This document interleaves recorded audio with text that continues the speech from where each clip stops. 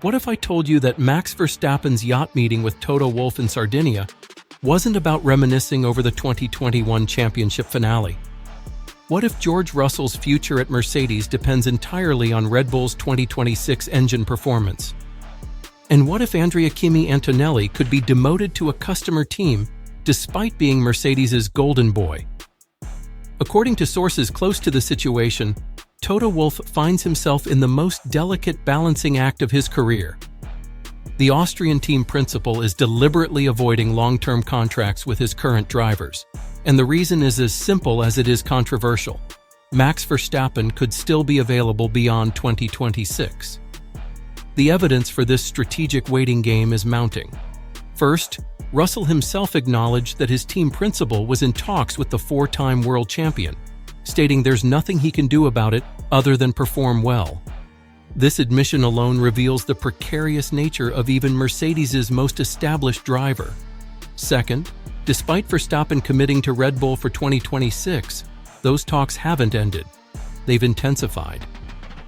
The yacht meeting between Verstappen and Wolff in Sardinia became the talk of the paddock, and while both parties denied discussing a potential collaboration, industry insiders find that claim hard to believe. Third, the performance clause reality that most people ignore. High-performing athletes like Verstappen have exit clauses tied to team performance. If Red Bull fails to deliver in 2026, which many believe is likely due to their anticipated engine deficit with Audi, Max could activate these clauses and leave Austria. At first glance, this might seem like typical F1 silly season speculation. After all, Verstappen did commit to Red Bull for 2026, and Wolff confirmed that Russell would drive for Mercedes that season. Case closed, right? But here's where the story gets more complex. Wolff's own words reveal the true strategy at play. In explaining how he handled the challenge of talking to both Max and Russell simultaneously, the Mercedes boss stated, "Russell will be renewed soon. I always said I was happy with my team with Russell and Antonelli. But suddenly, Max's future became uncertain, and so we talked to him too. The key phrase here is renewed soon, not renewed long-term." Wolff continued, 90% would have stayed with us, but I also needed to talk with Verstappen. Now the situation has been clarified and everything can return to normal. But what exactly has been clarified? The source material suggests that nothing has been definitively resolved for 2027 and beyond. But here's what makes this story even more fascinating. It's not just Russell whose future hangs in the balance. The most significant revelation from the source material is that Antonelli's position isn't safe either. Despite being Mercedes Academy graduate and the future of the team, the Italian doesn't have a contract beyond 2026. Currently sitting 108 points behind his teammate in the championship, some are questioning whether promoting him to the senior team so early was premature. As the sources reveal, this wasn't planned. Nobody expected Hamilton's bombshell departure announcement. The suggestion from industry insiders is that Antonelli could benefit from a year or two in a Mercedes customer team to gain experience before fighting for championships with the Brackley-based squad. But here's the dilemma Wolff faces. If the 2026 car turns out to be highly competitive as projected, how do you demote such young talent despite his struggles? Yet if Verstappen becomes available, would Mercedes sacrifice their future for a proven four-time world champion? The mathematics of the situation are stark. Either driver that could be replaced represents a significant investment. Russell, who Mercedes brought to where he is through their academy system, or Antonelli, a young gem who could easily choose another path if Mercedes doesn't show enough trust in him. The consequences of Wolff's strategy extend far beyond just driver contracts. They could reshape the entire F1 driver market. Martin Brundle's analysis, as reported in the source material, provides crucial context to Russell's negotiating position. The Sky F1 pundit believes that Russell is currently the most wanted available asset on the grid, and he knows it very well too. This leverage is something Russell will undoubtedly use in negotiations with Mercedes. Brundle elaborated on the negotiating dynamics. Performance is everything. There is no doubt about it. They all roughly know what each other earns.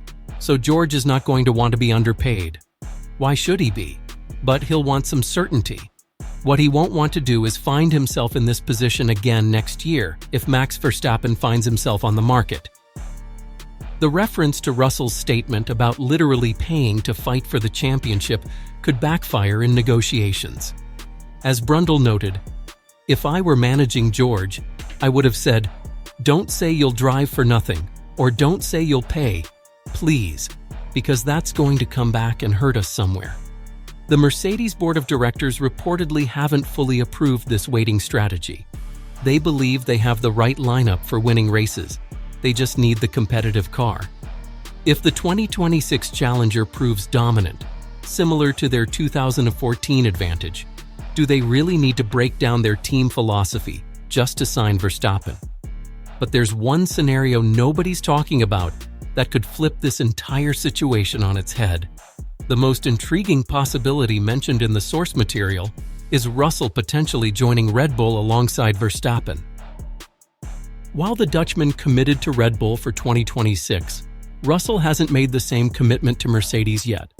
Knowing he's the most valuable unsigned driver for 2026 and knowing that Sergio Perez's seat is uncertain, could Russell use this to his advantage? The 2026 regulation reset would level the playing field significantly, meaning Verstappen wouldn't have the same machinery advantage he's enjoyed. As the sources suggest, Russell wouldn't struggle like previous Red Bull second drivers. He wouldn't be missing Q3 or scoring just 7 points in 12 races. This scenario would give him a unique opportunity to beat Verstappen in equal machinery while putting Mercedes in an incredibly delicate situation. The evidence points to several critical questions that will define the 2026 season and beyond.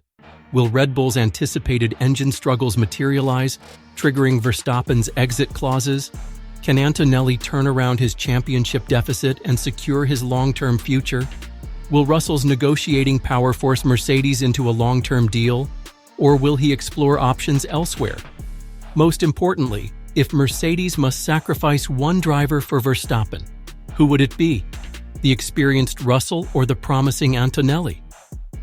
The answer may depend entirely on Red Bull's 2026 performance and whether Mercedes's projected dominance materializes.